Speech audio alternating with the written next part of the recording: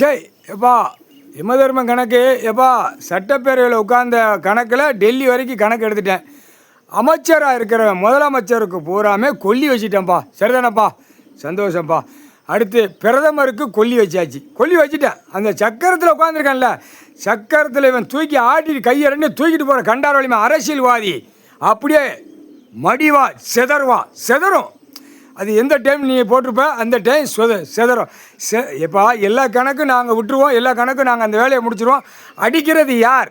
13வது கோடீஸ்வர ஜோதிலிங்கம் உட்காந்து கோடீஸ்வரர் நீ தான் அடிப்ப, ஐயா தான் நீ அடிப்ப, கடவுள் தான் அடிப்ப, வேறு யார்? கணக்கு முடிச்சிட்டியா? தப்பு செஞ்சவனு தண்டனை, இந்த ஜென்மத்தில் தக்க தண்டனை.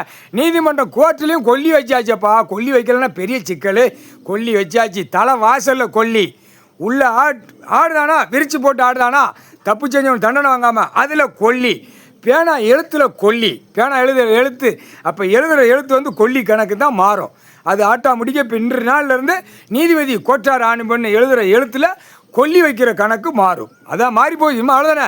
இன்று நாள்லேருந்து பேனா எழுத்து நீதிமன்ற கோர்ட்டில் எழுத்தில் கொல்லி, நான்கு வழிச்சாலை ரோட்டில் கொல்லி, ஆட்டா முடிக்க தீ மாதிரி பிடிக்கும். பவர்டா, சாமி பவர், கடவுளுடைய பவர்.